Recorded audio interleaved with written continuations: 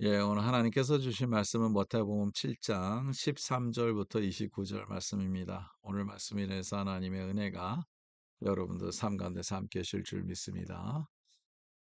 우리는 쉽게 가고 싶은 마음이 언제나 다 있죠. 인생 살다 보면 모든 것을 다 쉽게 이루어졌으면 좋겠다 하는 생각을 갖게 되고요. 살다 보면 어떨 때는 이런 생각을 갖게 되죠. '왜 나는 이렇게 모든 게 다 어려울까? 왜 일들이 잘 안 풀릴까?' 하는 생각을 가질 수 있습니다. 근데 여러분 오늘 말씀을 읽어 보니까 또 그렇게 쉽게 가는 것만 다 좋은 것은 아니라는 생각이 들게 됩니다.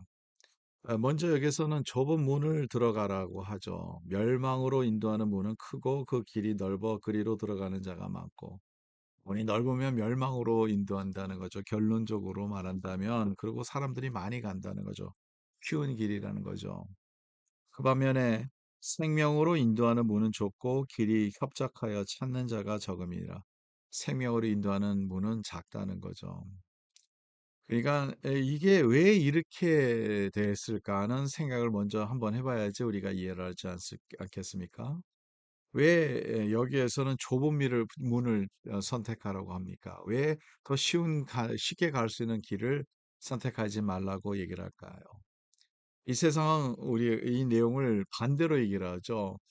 좀 쉽게 가라는 거죠. 쉽게 하라고 하는 사람들이 더 설득력이 있습니다. 모든 것이 다 쉽게 되면 좋겠다는 생각되는데 결론적으로 말한다면 여러분 그런 인생을 살다가 더 쉬워졌느냐? 라는 그런 질문을 우리가 안 할 수가 없겠죠. 꼭 그런 것은 아니라는 거죠. 지금이 어려운 것을 가졌고 어려운 결과를 가졌고 그 과정이 상당히 어려웠어도 결론적으로 말한다면 그 어려움을 통과했을 때 참된 더 기쁨이 있는 그런 케이스가 있지 않습니까? 세상과 하나님의 원리는 언제나 반대라는 거예요. 왜냐하면 세상은 이 사탄이 지배하는 세상인 우리에게 편안한 것을 추구하라, 더 쉽게 가라. 그래서 신앙생활도 그런 내용들이 그런 유혹이 많습니다. 우리가 신앙생활을 하다가도 더 쉽게 하면 된다는 그런 얼터너티브가 있다고 늘 얘기를 하지 않습니까? 뭐 꼭 굳이 그렇게 해야 되느냐 하는 이러한 질문을 많이 하게 되죠. 편의주의적인 그러한 생각을 사람들이 많이 심게 돼요. 근데 오늘 말씀을 한번 보세요. 이게 편안한 것만 더 좋은 건가 하는 생각을 들게 되잖아요. 진리는 꼭 편안한 것이 꼭 진리는 아닙니다. 어느 때는 불편한 것도 우리에게 많은 교훈을 주고 더 나아가서 더 값진 것을 우리가 찾게 되는 것이죠. 우리가 선교지에 가면 많은 느낌을 우리가 갖게 되죠. 특별히 우리가 살고 있는 곳에서는 에어컨도 잘 들고 뭐 추우면 히터도 들고 뭐 물론 제가 사는 사우스 플로리다는 뭐 히터 틀 일은 거의 없습니다만은 그런데 우리가 편안한 좌석에 앉아서 예배드리고 하는데 선교지에 가면 그러지 못해요. 진짜 더운 이제 완전히 그 땀이 펄펄 나는 그런 여름에도 그냥 선풍기 하나 있으면 다행이고요. 그것도 없는 데도 많고요. 비가 오면 비가 다 새는 그러한 선교지 우리가 많이 가보지 않았습니까? 이렇게 불편하고 그런데도요. 예배 가운데서는 기쁨이 있고 예배 가운데서 생명력이 있고 예배 가운데서는 하나님을 찬양하는 그 진정한 그 찬양의 모습이 있고 하나님을 바라보는 모습들이 있어요. 음. 반드시 그거는 이 오늘 구절로 본다면 이 큰 문은 아닙니다. 좁은 문입니다. 그런데 그 가운데 생명력이 있고 생명이 있고 더 기쁨이 있다는 거예요. 여러분 신앙생활을 편안하게 한다 그래서 더 좋은 것은 아닙니다. 정말 이 세상에 우리가 말한다면 온라인으로 예배드리는 것부터 시작해서 물론 우리가 몸이 불편해서 병원에 누워 있는데 또 집에서 나올 수 없는 연령 때문에 나올 수 없는 그런 상황이면 온라인으로 예배드리는 게 안 드리는 것보다 100배 낫죠. 그러나 예, 우리가 자꾸 이거 편안한 것만 추구하다 보면 우리가 더 값진 것을 놓칠 때가 많다는 거죠. 그래서 언제나 우리는 이 말씀을 좀 깊이 생각해야 돼요. 왜 예수님께서 이렇게 말씀하셨을까?